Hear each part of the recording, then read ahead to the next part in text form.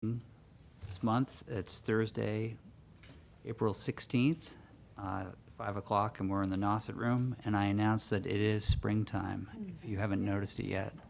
So congratulations, we made it through the winter. This evening, we're going to run through a couple of things. We're going to talk about Eldridge Park renovation. We're going to talk about the Recreation Director's monthly report, approve some minutes, and that's it. But we're really looking forward to hearing from the public after we finish the renovation project presentation. I'm going to start by opening a public comment. If there's anybody in the room who would like to make a public comment, and maybe specifically towards anything else except the renovation of Eldridge Park. Anybody out there? Anybody online who would like to make a comment? No hands raised. Okay, great. Okay, so now I'm going to turn it over to Tom and Reagan, who are going to give the presentation on where we are right now. Essentially, the project has entered the design phase, but the design phase is very fluid, and that's one of the reasons why we wanted to come to the public and talk to you about it. Yep, thank you. For those of you that don't know me, I'm Tom DeServo, the Recreation Director. I joked with Jamie when there were only 3 people in the audience. We had 3 more people than we normally do, so now we have 25 more people. We've been working on this probably since I started about 2.5 years ago, and then once we secured funding, we've been working with Weston and Sampson, Reagan and her team for the better part of a year, and this Recreation Advisory Committee has been just amazing working with us, leading us, and specifically Tracy and Jamie, so thank you. And I'm going to send it over to Regan, and you just let me know when you need me to hit over on the slides. Okay, great. Can everyone hear me okay? Mm-hmm.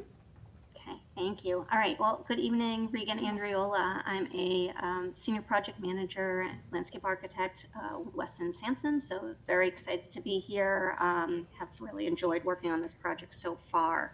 We're doing a similar presentation to what we just did a couple weeks ago in front of Select Board, so with a few minor tweaks. Tom, you can just jump forward here.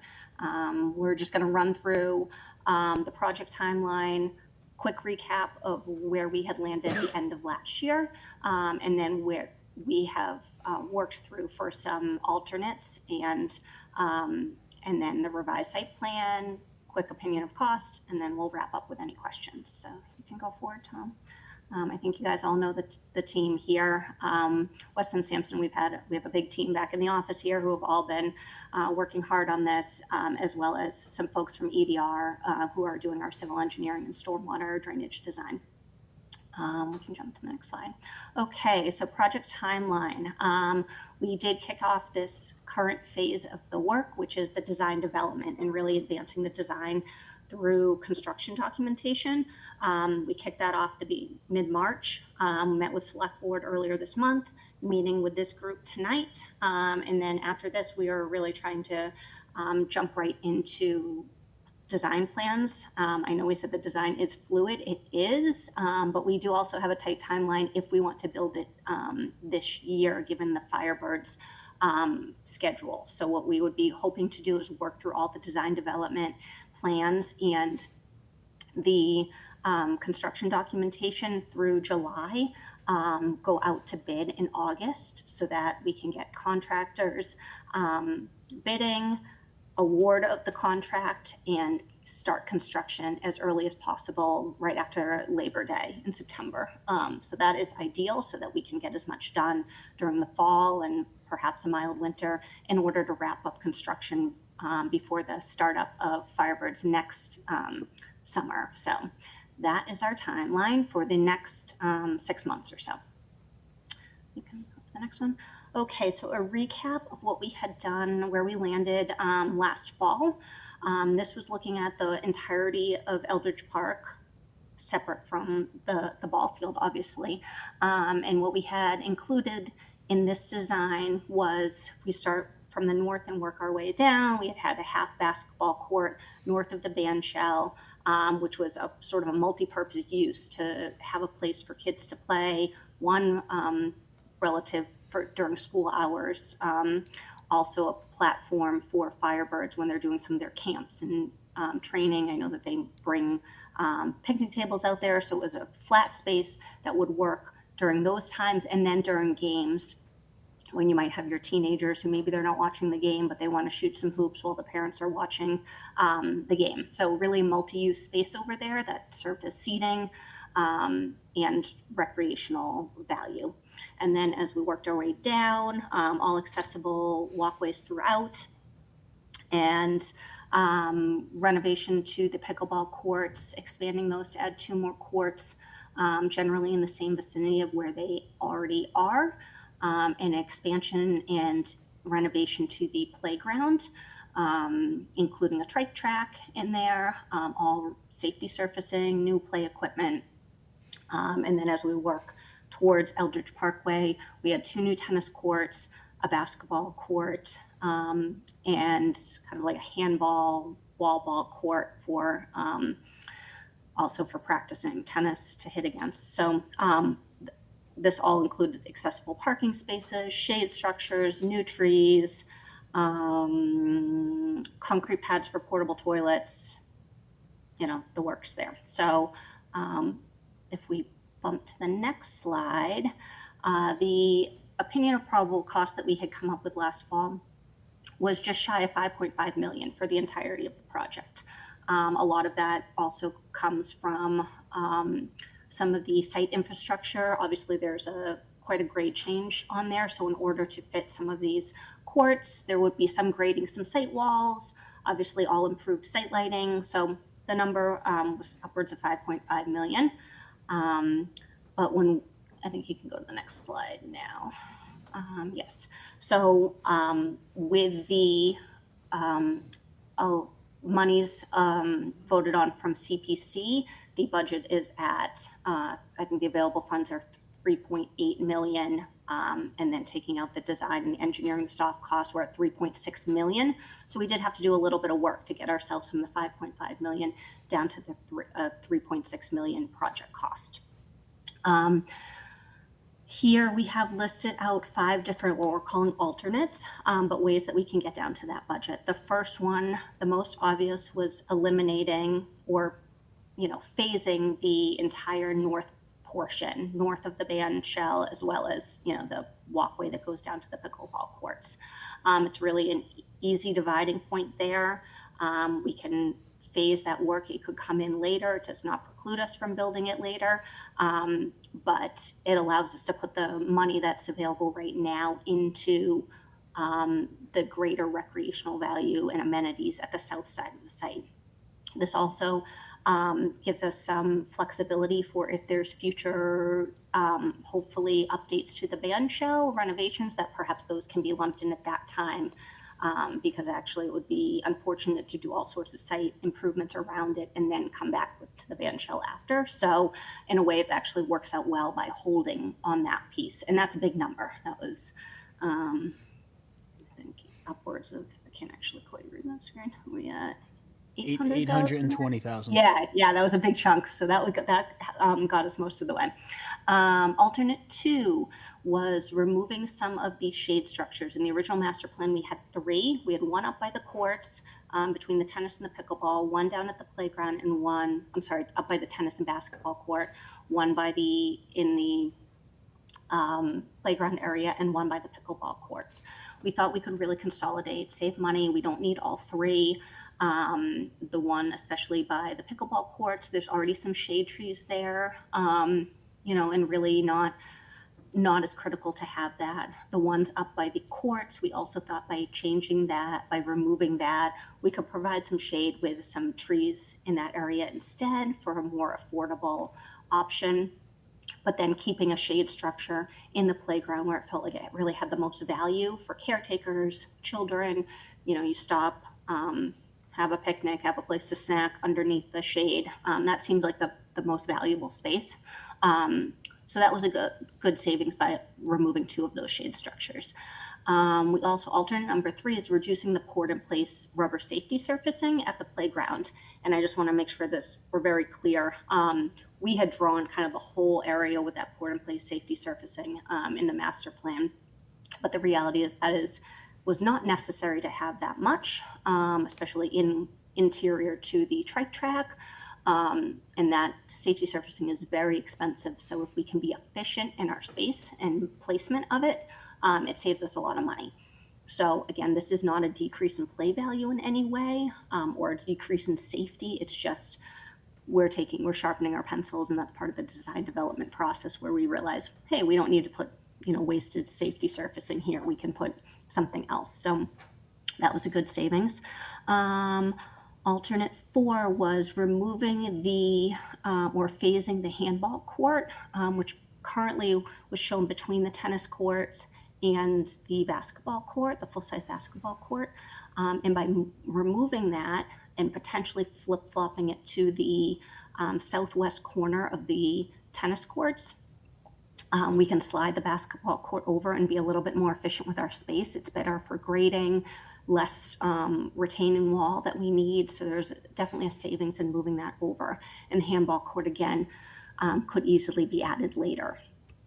And then lastly, another big chunk of savings was phasing the court and pedestrian lighting throughout. We would propose to put in all the conduits now, so that you could, with the exception of the basketball court lighting. So all the other site lighting, put in all the conduit, but wait, and when funds are available, you could come back in and add the lighting.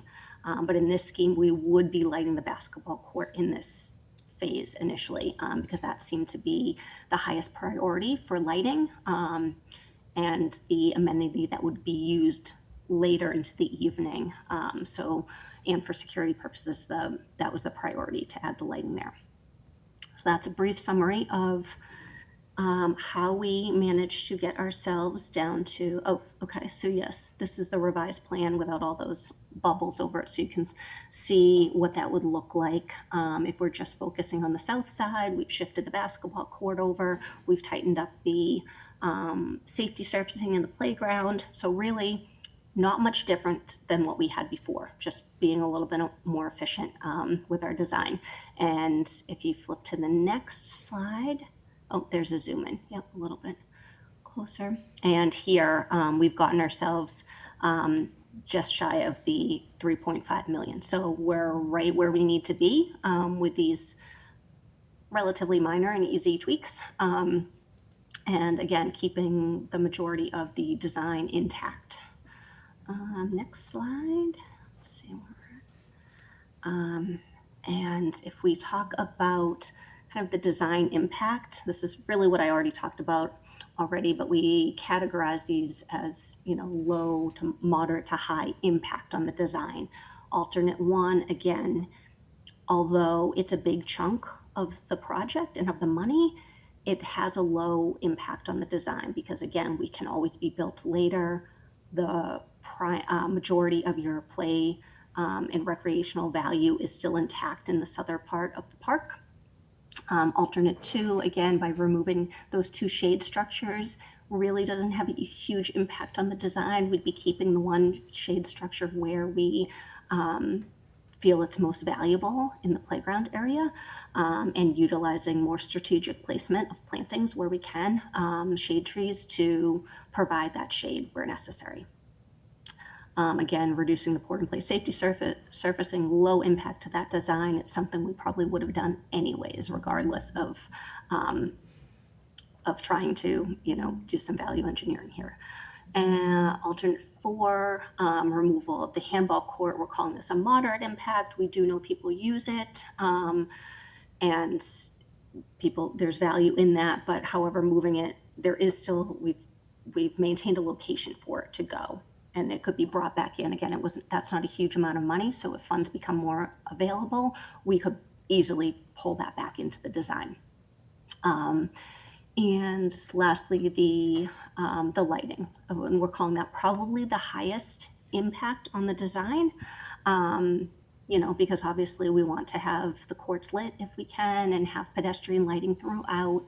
But again, by putting the conduit in first, it's something that you can always come back and do that later. And then by prioritizing the lighting on the basketball court now, at least that is in place. Okay, next slide. I flew through this really fast. The two other things that we are working towards, or the town will be pursuing a park grant and the USTA tennis grant. So we will be pursuing those and hoping that we get monies that get awarded either of those grants, hopefully both, so that money can go towards this design too, and maybe perhaps start to bring back some of these items that we have put on hold. And I think that's it. That's the summary. So happy to take any questions. Great, thanks so much for the presentation. One thing before we go out to the public and asking for their input, Tom, can you just state one more time what the alt process is, that so that the public understands that we're essentially going out to the contractor that's selected, and the contractor is saying that they would be able to also do those other pieces? Yeah, so exactly how Jamie just said that is we are going into this project once the design and everything is all set. We will be asking for them to give us this portion here for the $3.6 million or the 3.45, whatever that number was. And then what we will be doing is saying, we would like you to put these adults in place so that if we do secure funding, if they become, we would take the lower bid. So if their bid comes lower and it's 3.2 million, that's $200,000 extra dollars that we can look at those adults and say, what else can we apply this money towards? Let's just say we receive one of those grants that are awarded in June, and one of them could be upwards of $400,000. Then we say, we look at the adults and we prioritize and say, okay, what else could we add here within the scope of that? But asking the construction company to already have that in place, knowing that there's the possibility of us being able to secure the funding. Great, thanks.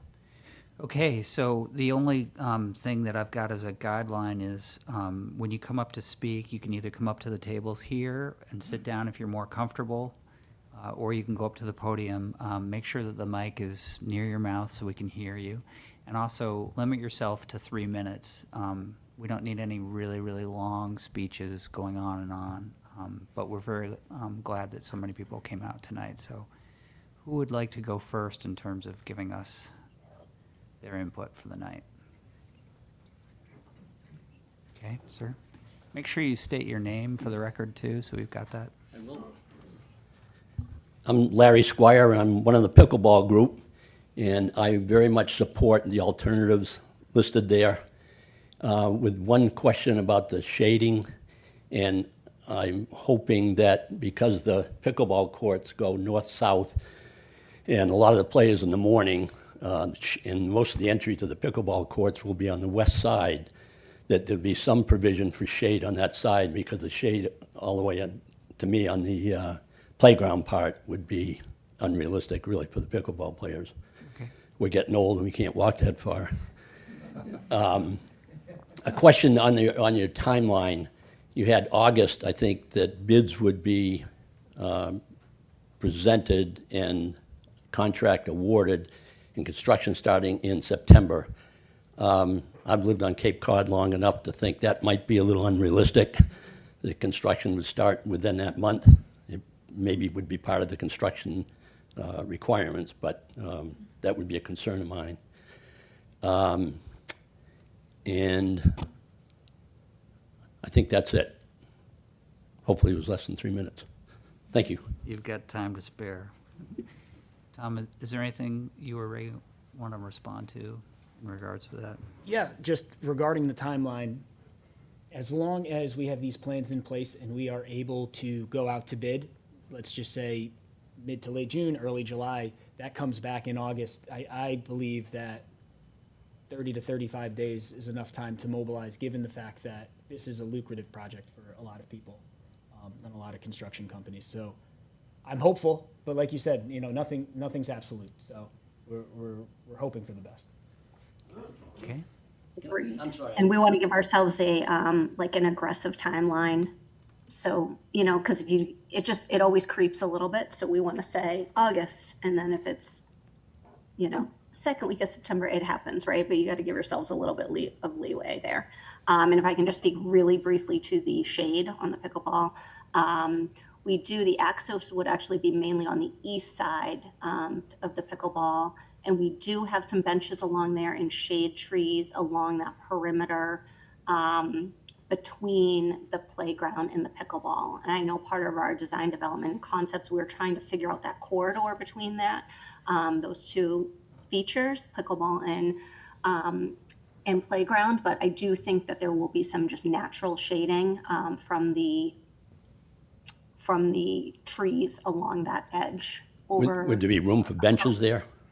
Yes, yep. And we do have some benches shown currently inside of the pickleball court, but we could also put some outside, just outside too, so that they're not, we don't want them in the field of play or anything.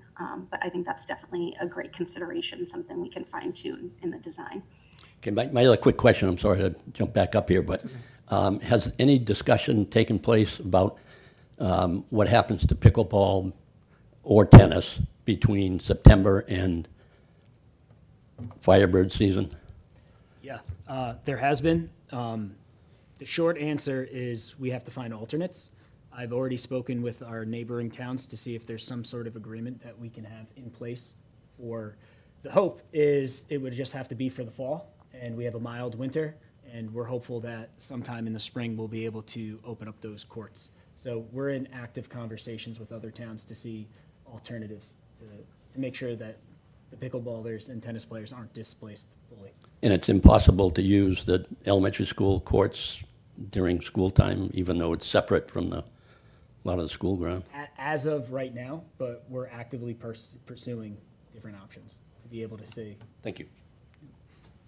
Yeah, one of the most difficult things is closure, especially for playground access. Telling families that they can't access that during the day is going to be difficult, but we knew that if we were constructing things in the off-season, that it would be, especially during the coldest time of the year, that it would be the best time. Next person.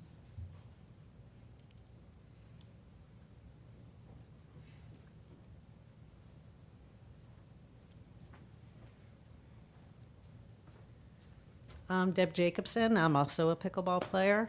One of the concerns I have is the spacing between the pickleball courts. If there's not enough room, particularly on that left side, I don't know how accurately this is drawn, but if someone were trying to hit a ball that were wide, they would run into the fence, and we know that people who run into fences can break things. And so I think it's what I've learned is that 8 to 10 feet is the best spacing between the courts, because obviously if you run wide, you get in the middle of someone else's play, and then everybody's at risk. But especially on that left side, that looks very inadequate in terms of safety. And the backcourt as well. We got some guys who hit pretty hard, and you got to get pretty far back to return the serve. And so I think you need a little more margin around the courts. Okay. Do you want to say anything? Yeah, this is not to scale. And the reason why it looks like the one side is a bit longer in width than the left side is that's because those benches are there, so they're allowing a little bit more space, but this is not to scale. Great, thanks. Thanks, Deb. Anybody else?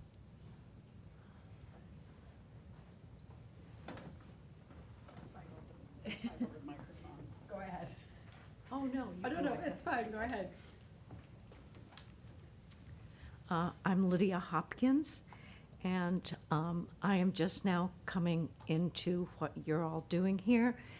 Does this change any kind of traffic flow? Is there more that you're doing here that you need to think about traffic? Yeah, so I think inevitably we know that the playground will most definitely get more usage, as well as the basketball court, but we're not adding any additional tennis courts. And then our priority for pickleball is we already have, our largest group is during the summertime where we get upwards of 100, as you all know. We would not be adding any additional slots. It's to enhance the current registrants who are there for the 100, whether it's 100 people or how many ever, we're adding those 2 additional courts to make that play during that time enhanced. So we don't foresee a huge uptick during the year. And then in the summer, we will have ample parking given the fact that schools are out. Is there any place that if somebody is coming by bus, that they don't drive, is there a bus stop around there, like a public bus stop? They could, they could ask to be dropped off at a specific spot. I think that's what the bus companies allow, so they could stop before the middle school lot and get off right there at that location, Okay. yeah. And then I know that it has been addressed about shade, because I think shade on playgrounds and benches for people to sit in the shade. I think I've heard that you have some benches that are in the shade. Yep. Because I think shade is good too. Thank you. Just for everybody, one of the big things too, not just with shading, but also with our trees, is we've made a concerted effort to try to keep as many mature trees as possible. And if we are taking out trees, we are adding more than we're taking out. Thank you. Yep. Great, thank you, Lydia. Hi, Mary Wright, 83 Main Street. I have a couple of questions. Her point about parking, the lot that is where you come in to park, if you're going to just walk into the kids' playground, that's sort of a mess. Okay, I'm being generous. Are there plans for making that parking area less dusty, mud-driven, all those good things? We've had conversations. I can tell you that, Regan, if you want to answer this, I know that we will be making more emphasized handicap parking. And then I think we have the option to be able to actually put out some spaces in there, but we will not be paving it Okay, specifically. all right, just curious. We got to think about what to do, because that, if it rains, Yeah. that lot is a mess. Second thing is, I know there's been some discussions of, sort of just start bubbling up around what are the fundraising opportunities that are available here. Obviously, lots of playgrounds do the pavers and, the sidebars and all kinds of stuff where, so I'm sure you're beginning to think about that, because I think there's some opportunity to do perhaps some enhancements to the facility because of doing something like that. So, and part of the reason I ask this is because I have a memorial bench to my dad that's currently there. And so, A, I'd like to know what's going to happen to that bench. But B, as you were mentioning benches, it certainly seems to me, we donated that bench for my dad. And so I think there's probably additional opportunities for that kind of thing to take place. But at some point, I'd love to know, because there are 2 benches there that were donated, so I'm just curious where those So are. ironically, we actually just had this conversation regarding the gazebo that was donated by the OIA. We have a list of all of the equipment that's currently there, anything that was dedicated or any type of memorial. And if we can't find a proper spot in town for those items, we will replenish it at the facility. Okay, very good. So we'll talk about what we can do for my dad. Thank you. I think fundraising is definitely an important topic, and we've started to have initial discussions about possibly a Friends organization being created underneath the rec umbrella. It exists inside Snow Library. The Friends of Snow Library is an incredible operation that raises enormous amounts of money for Snow Library. And that could be a possible vehicle, or we could just have a standalone fundraiser for it where people could go to, individual sites to support it. So we're definitely thinking about that actively. Thanks, Mary. Anybody else?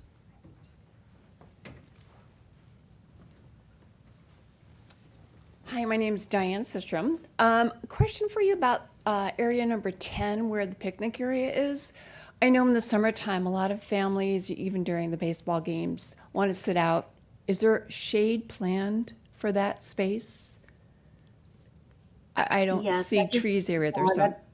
Yeah, that was one of the locations where we had a shade structure originally, and that was one of the potential value engineering items to take out the actual structure, but we haven't updated this plan. The thought was that we could potentially put some shade trees in there, or it could be a smaller size shade structure. So that's the level of refinement that we haven't quite gotten to yet. But if that's a critical area for shade and for families sitting there, we can definitely think about how we incorporate that. So Yeah, I would and say maybe it's an important part. simpler shade. Yeah. Yeah, because as many people want to enjoy the park, they're not always in the playground area.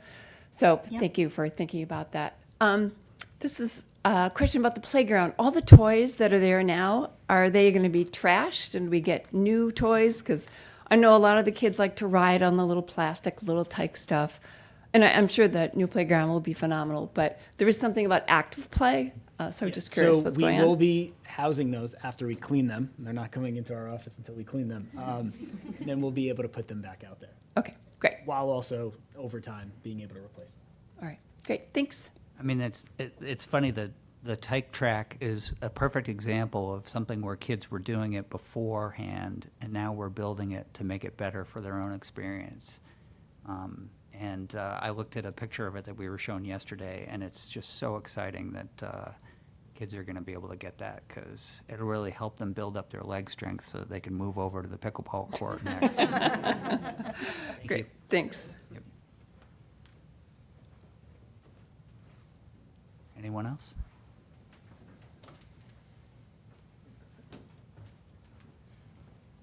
John Davidow from Beach Plum Lane.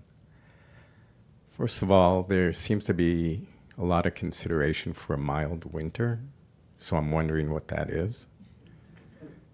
And if it isn't a mild winter, are you building incentives into the bid in terms of timing to get it adjusted to get it in between the Firebird seasons?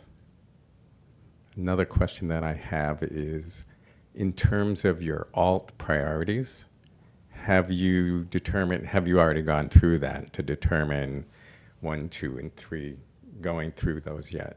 So I can answer the last one. We have not determined the exact order for priorities when it comes to the adults. It's just that it was just the order in which we were showing it here.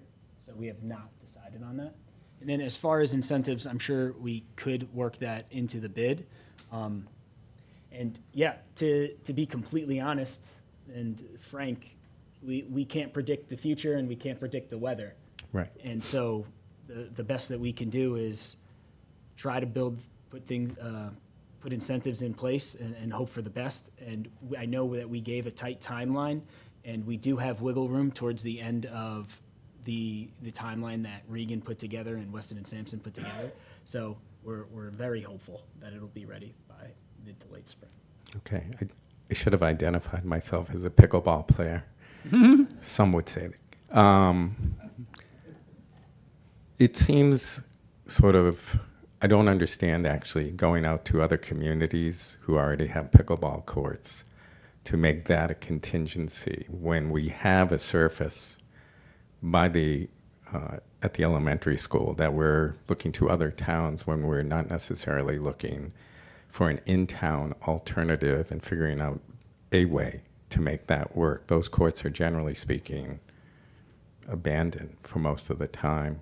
And so I'm just wondering if there is a closer to home alternative that you've considered. I mentioned before we were looking into all alternatives. Unfortunately, the truth of the matter is we may or may not be able to access those courts during school hours while children are out on the fields playing. So there are conversations that we're having currently, but that's all I can really say at this point. Thanks, John.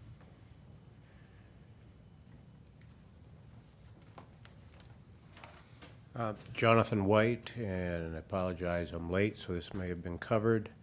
Another self-interest question. I use the backboard at the courts right now quite often. Are you planning to put a backboard somewhere? I see a shake head, yes. Yeah. Yeah, Yes. and that Yes. board means a lot to me personally too, so you've got someone on the committee also. What's that? I am also strongly in favor of seeing that backboard come back. So I will also be advocating for, do you want me to just, I mean, since I jumped in, so the backboard has been phased at this point, moved from the original location in between tennis and basketball over to a future location to the side of the tennis courts.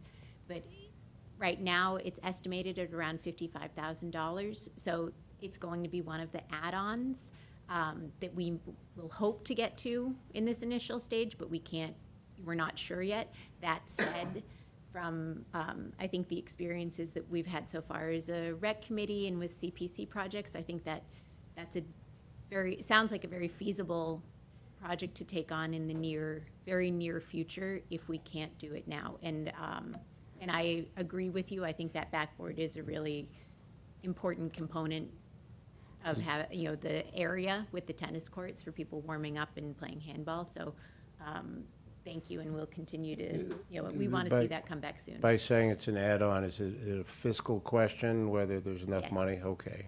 Yes. One thing I can tell you, whenever you do it, obviously the one we have is a little long in the tooth. Yes. But it gives a good bounce. And sometimes I've been over in Brewster, and unless you hit it right on the stud, you're not going to get much bounce. So point being, there's backboards and then there's backboards. But if you're looking at 50, you said 55,000? We're going to get a good one, I can tell. There. Yeah. Right, thank you. Thanks, Jonathan. Next. Thank you. Good afternoon. Rick Paris from Woods Neck Road, and I am definitely not a pickleball player. Just want to be clear about that. Orleans, in my opinion, and I've been in this town for quite a while, has a really long way to go when it comes to handicapped access across town facilities. And my question is, as the playground area is being redesigned and upgraded as part of this, wonderful project, has there been thought and hopefully design work on ways to make the playground more accessible and usable by kids who are either in wheelchairs, crutches, using walkers? And that's really it. I don't want the kids with disabilities to be left out as a significant amount of town resources gets poured into an otherwise, really meritorious project. Thank you. Thanks so much, Rick. Tom, do you want to? I just want you to know that children of any and all abilities will be able to utilize our facilities, and that's our hope. And I know that we've had conversations even just yesterday when we all met to talk about this and how to make sure that we make this playground accessible to all. And I don't know if you want to go into some greater detail, Regan, but that's just. Yeah, I'll just say a few more words. I mean, we did speak actually quite a bit about this yesterday, about the different ways to make a playground accessible. And, even in part of this design, what we're thinking about is utilizing the slope and having an accessible route to get to the top so that children can actually get right into the top of these play structures and aren't limited to ground level play. I think there's a lot of opportunities to integrate it. And even, we're putting accessible parking spaces right by the playground so that for caretakers as well, that we really think about all the aspects of this and think about play, and it's even think about somebody with a stroller too, even that to get onto, so that kids of all ages and caretakers can all be on some of these features that, spin around together. So really the experience of everyone together is a priority, and we're focusing on this in a lot of our projects. We have a few good examples that are under construction right now and others that have been built. So we're really going to be taking some of those precedent and pushing the envelope here to make sure that it's very accessible and inclusive. So, but the design process, that's like what we're jumping into now and what we're really excited about and actually looking at at the different playground amenities from different manufacturers and picking what would be have the highest play value for everyone. Thanks. The committee will indulge me since I don't think that I used my entire 3 minutes. I must admit that words like hope and we're talking about it don't give me a tremendous sense of comfort because I've heard those words before in this town and other towns over the years. And what I would really urge is that in those future discussions about how to make the playground accessible, you make sure that you get kids with disabilities and parents with disabilities involved in the process, because one very frustrating experience that many of us with disabilities run into is when very well-meaning two-legged people look at options and possibilities and think they know what works on the ground without getting the input from the actual end users. Because no matter how good a plan is on paper, how architecturally wonderful it is, if you ain't on crutches or in a wheelchair or using walkers, there are things that will be missed that could have been done better before things were put into place. Now that I've probably exceeded my 3 minutes, I will thank you for listening to me bloviate. Thanks so much, Rick. And, you know, I think the bottom line is that even though we don't have all the details, the commitment is there 100%. And I think that the series of pathways that we're designing as well allow people to access all the facilities for the first time. And having been pushed in a wheelchair up and down gravel areas and across wood chips for enough times that I care to remember, I think that this really gives us a sight line for something that allows access to the whole facility and adaptions for everybody. Next person.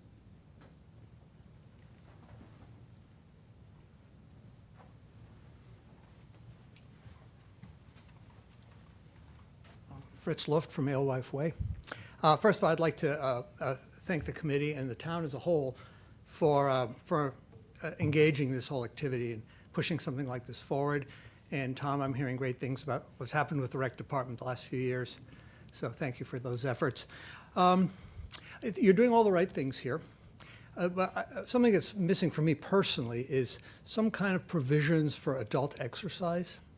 So I like to use stretchy bands for exercise. All I really need is a pull-up bar and something to connect my bands to as I do different exercise outdoors, and maybe a little place to do some push-ups.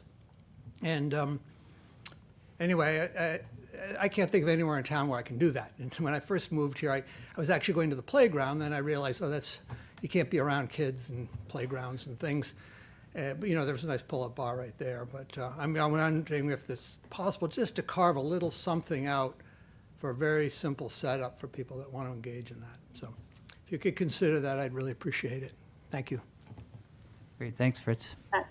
Yeah, that actually just came up in our discussions internally this week about that. I said, we never talked about fitness equipment. I wonder if there's a place to tuck some of those in. So I think we're on the same page there. Okay, anybody else? Hold your, until we're done with everybody. Stephen, do you want to come up? Sure, thanks.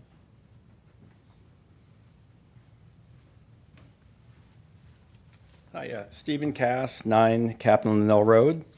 I've been playing on this space back in the 70s, Orleans Recreation, when I was a little kid, so I know the area pretty well. I have a couple of documents here. I sent one to Jamie and Tom earlier, but I just want you to have the packets.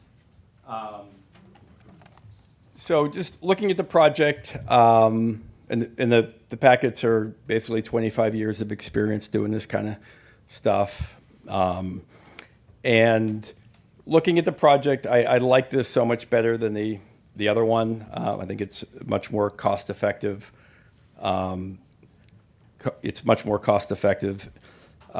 So as you build projects like this, ideally you want to end up with something called some great third spaces in designing projects. You have your home, you have your work, and then your third space where you want to hang out. The pickleball people spend 2 or 3 hours every morning in a third space.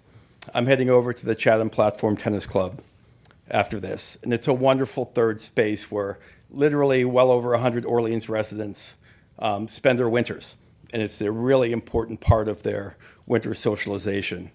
So when I look at the pickle space, one thing for sure, the shade area to the north, that will face directly into the sun at 10:30. And I'm not sure the trees will block that.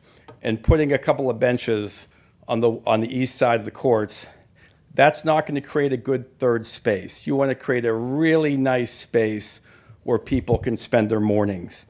In the packet, there's things about court size. I would certainly like to see us get one accessible pickleball court. Weston Mass, they have a 70 by 40 foot court. Works great, good size. And so I'd love to see that incorporated. Pickleball facilities, the best ones, Yarmouth, the courts are divided by fences. 60 by 32 is probably the best size if you were trying to maximize courts and divide them. The biggest part of the project for me are the tennis courts. The Orleans Elementary space could be such a spectacular facility. Phase 2 of this project has 6 more tennis courts planned. What's going to happen over at OES after the fire station's built? They're either going to get torn up or they're not. And then we're going to end up with 2 different facilities. We're going to probably have to build a facility or we're going to have one there. So having these 2 tennis courts here just gives us 2 mediocre facilities. I'd love to have one beautiful facility in town like the one on Underpass Road that Brewster has.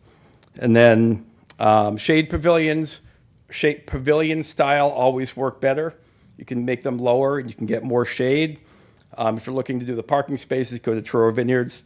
And then are we still doing the tiered seating in the hill? Is that part of the plan? Yeah, that's put in there as an option. so. Okay, but like I said, I like many of the changes and a lot of my ideas are in there. But the tennis, if we have 2 tennis courts here and 3 over there, one more thing with the tennis. If these courts aren't divided with fencing in the middle, there'll be no place to give lessons in town. There'll be no place for people to bring their basket of balls and practice serves because balls will be going between the courts. So that's why people like these courts is they're individual. So you have to keep that in mind. There should be a place where people can give lessons or where they can bring a basket of balls or a ball machine and have balls going all over the place. Okay, thank you. Thanks so much, Stephen. Tom, is there anything that you want to pull out of those individual comments to respond to? I think he gave a lot of good insight, and he also emailed me them, so we can definitely take that under advisement. Okay. And the accessible pickleball court was something that we've talked about in terms of one of the 6 Yeah. but the dimensions would be significantly different, but. Yeah, we're actively in that conversation now. Okay. With having at least one of those pickleball courts being handicap accessible. Okay, anybody else in the audience like to give us their comments?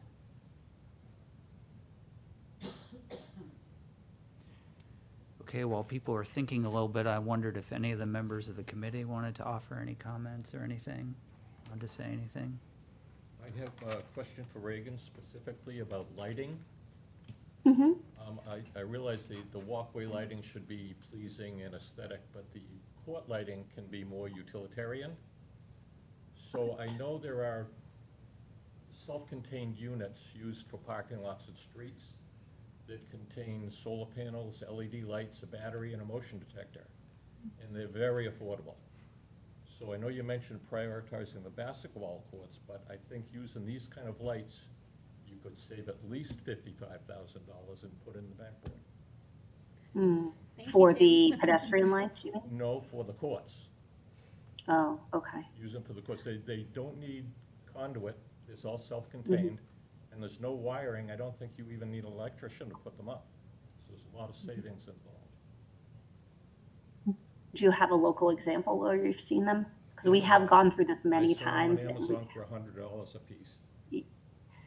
But I don't know if they're gonna be a quality that will stand up, so. Yeah, I think for the lighting specifically on the courts, it's very specific because you need uniform light for safety.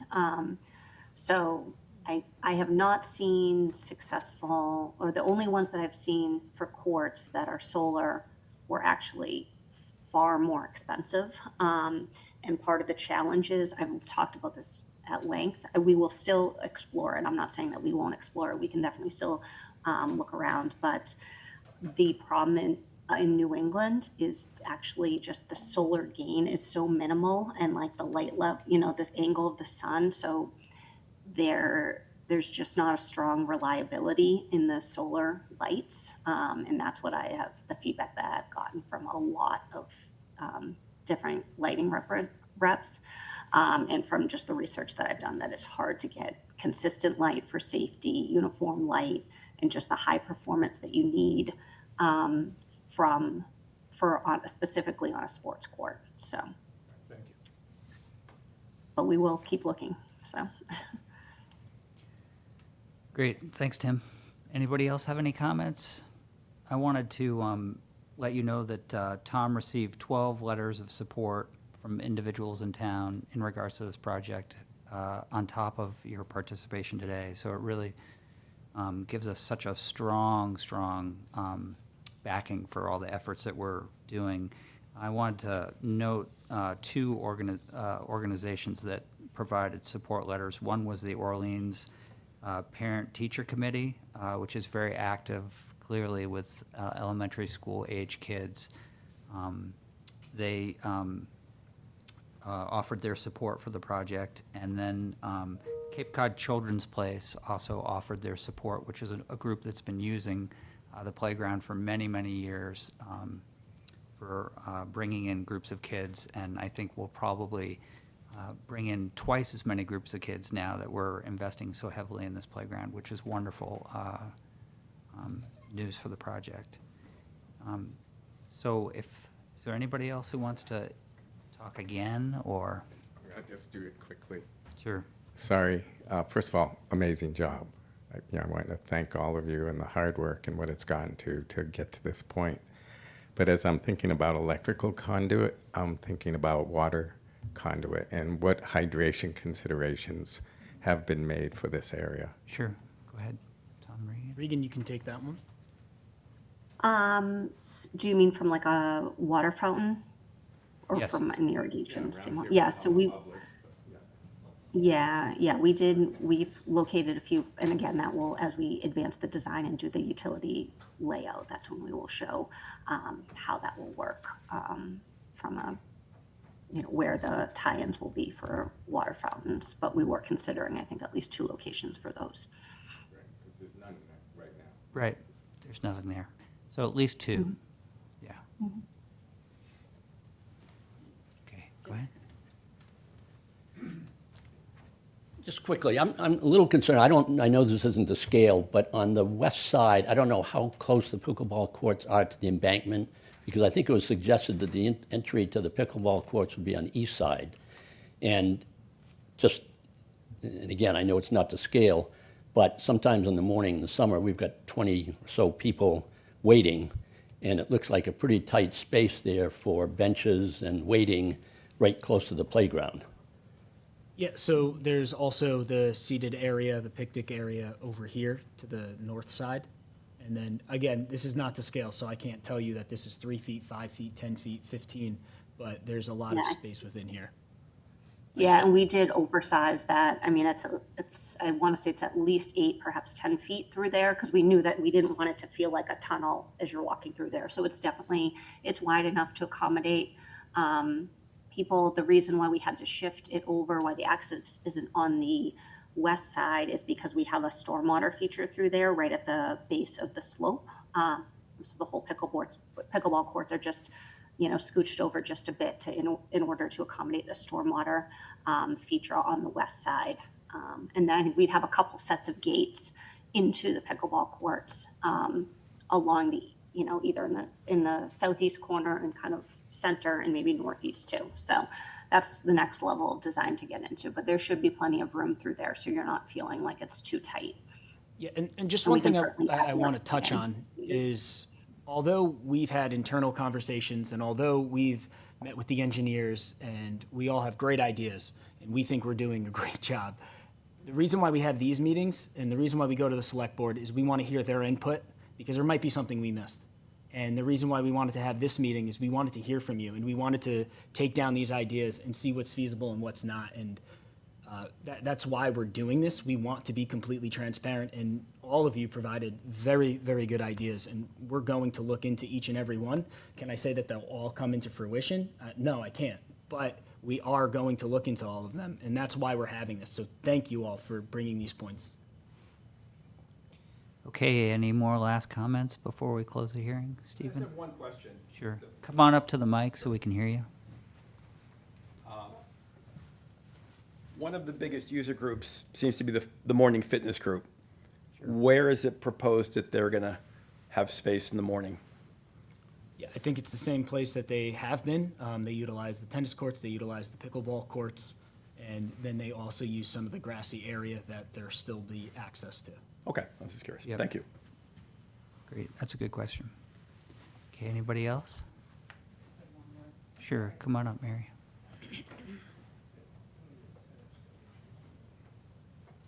Just thinking about the existing the facilities that are there for the playground at the moment, there's that lovely porta potty that's there now. What is the bathroom, the overall bathroom facility improvements going to be? Yeah, so we are putting in some additional concrete slabs to be able to have more porta-johns there.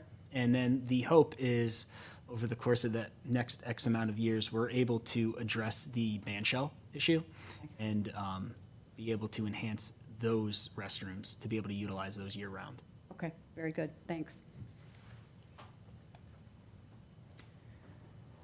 Sorry, it just shut off on me. No problem. Come on up, Rick. Just to follow up on the question about the bathrooms, as you're making the concrete pads for more porta potties, please make sure to have one larger pad for the wheelchair accessible porta johns. Absolutely. Thank you. Definitely. Anybody else?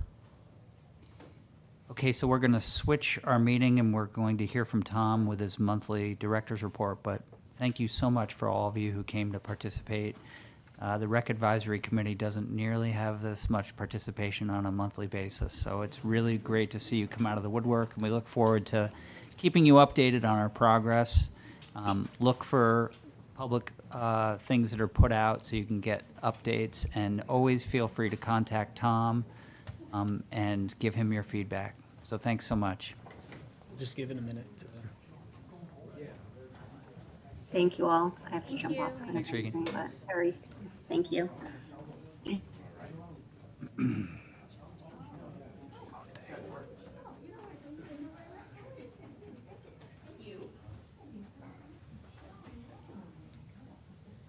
guess they didn't want to stay for my report.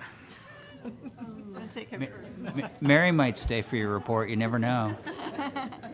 She might be on the other side of this area eventually.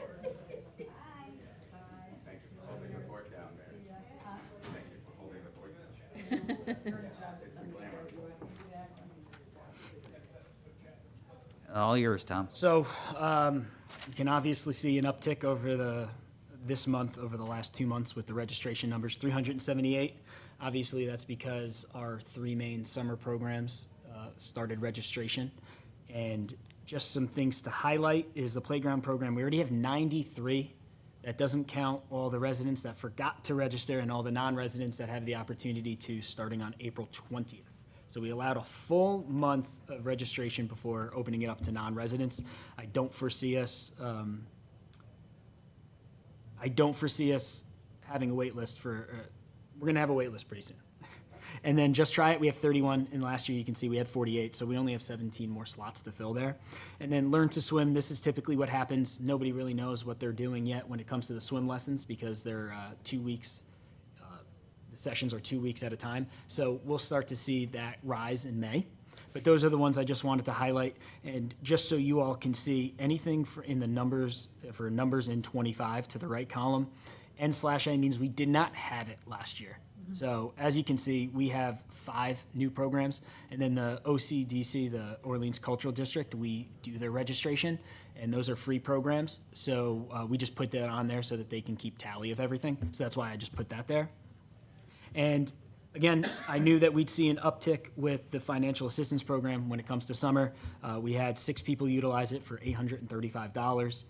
And I already know that there will be at least 4 more registrations over the next few weeks that will be utilizing that as well. So it's really good. That's what we're here for. We don't want any child not to participate in our program. And then $28,000 is what we made from March 19th to April 15th. And not too much. Our spring programs, most of them have started. Our clinics have started. Our tennis for the adults have started, but for the children, that'll start in about a week or 2.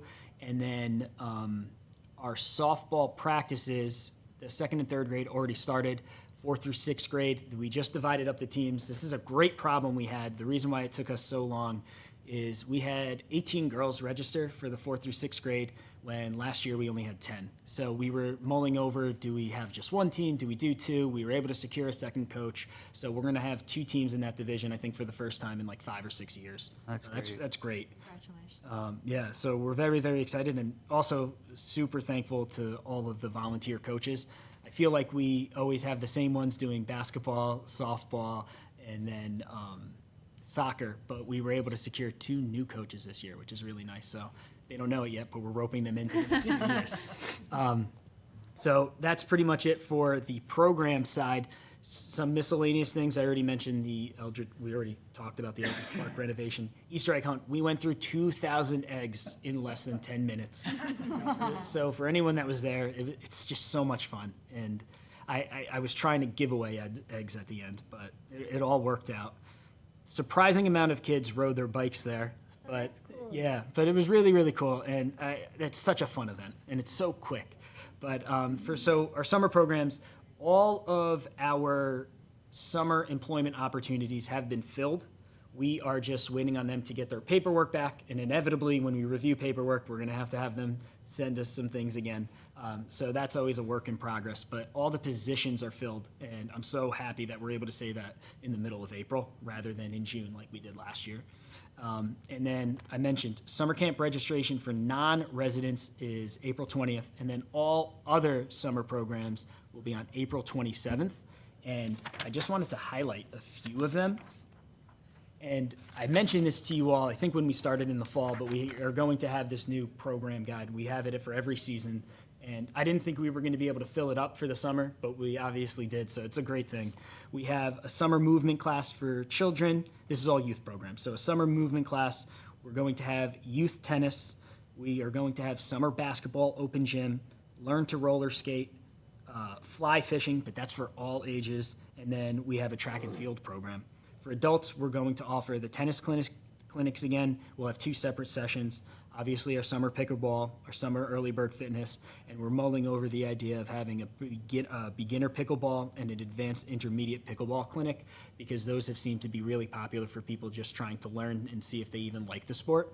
And then one of the things that we've been trying to do new since Jamie, our program manager, has started is not only have one-off events, but especially when it comes to the summer, how can we enhance the current events and programs that are going on? So we're going to be helping assist with a block party.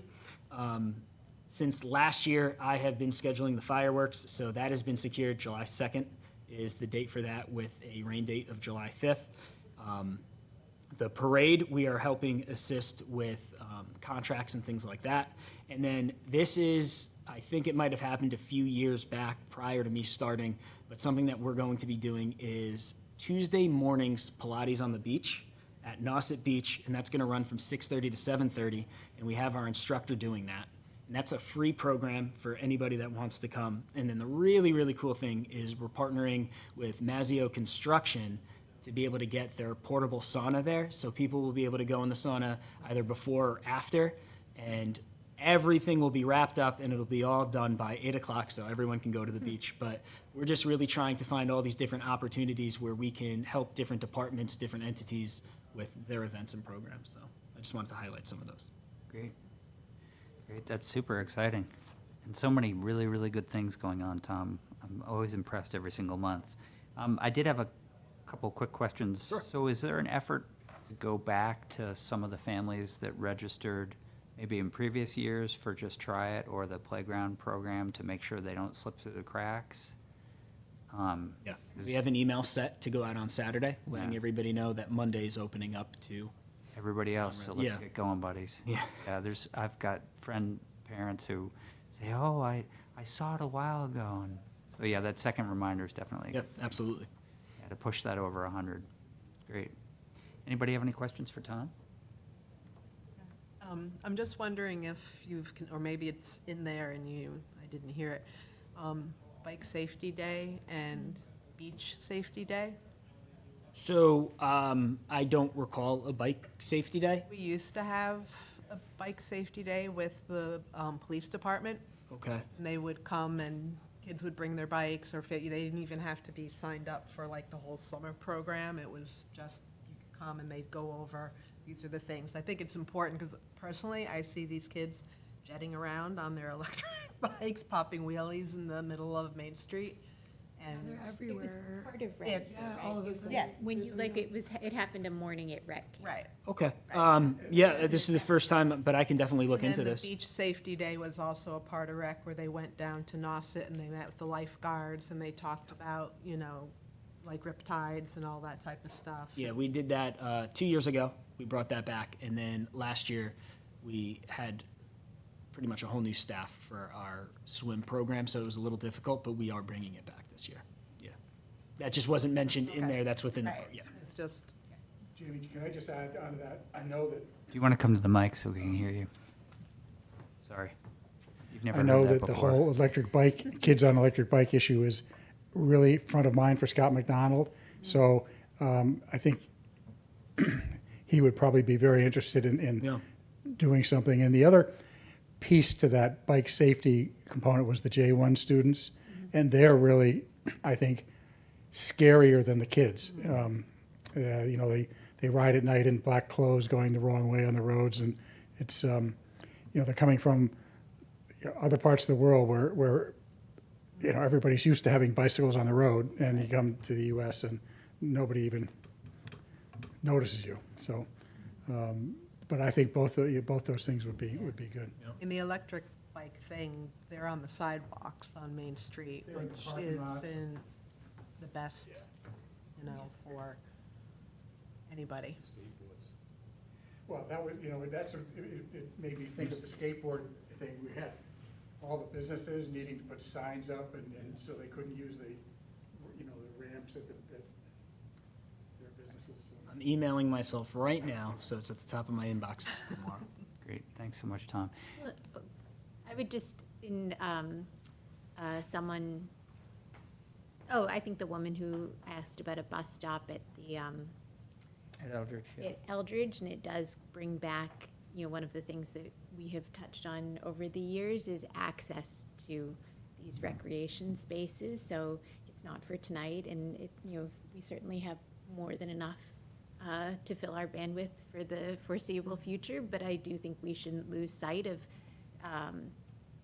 those shared needs to both build and maintain these great facilities, but also make sure that they're accessible for people, for kids who live, a mile or two that way, or kids in South Orleans, people who are trying to get here and maybe don't have a car, or, I think there's some more work to be done there. Yeah, especially when you have to cross Yeah. multiple highways to get there.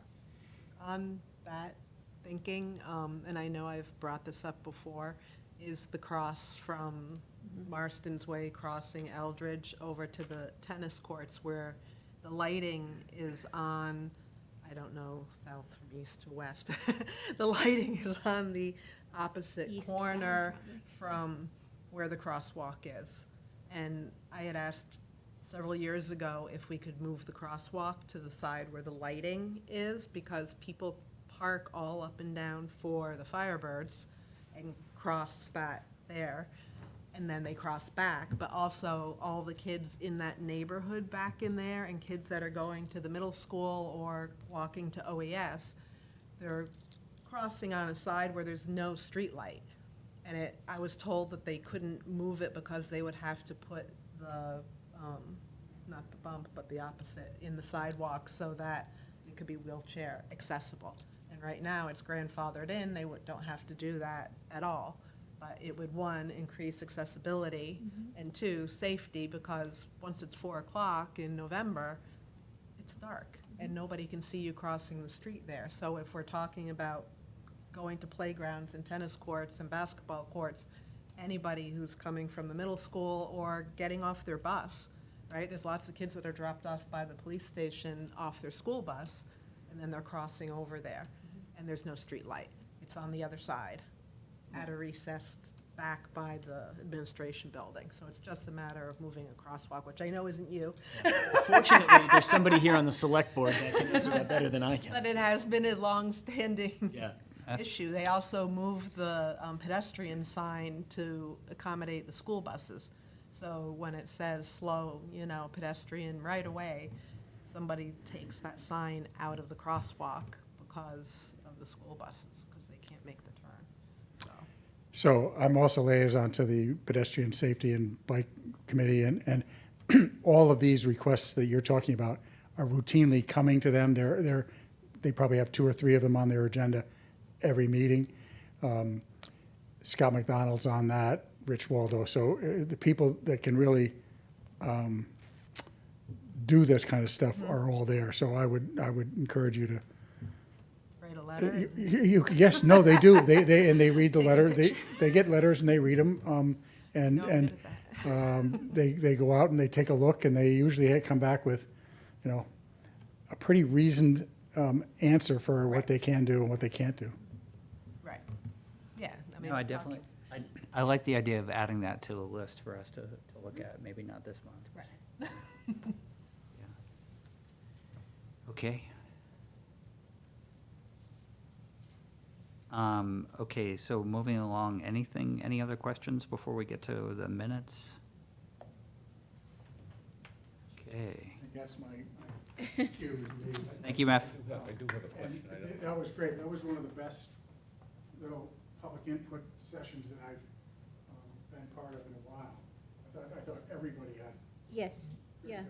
It was only an hour, it was only an hour too, you know? Yeah, your 3-minute warning. So it's still possible, when the bids come in from the contractors, we can get the whole thing without any of these cutbacks? Because we're just dealing with estimates. But, I mean, let's Possible, be, but unlikely. Not the whole thing, but bits and pieces. And that's what Tom's been talking about. As we know what real dollars are, then we can make adjustments.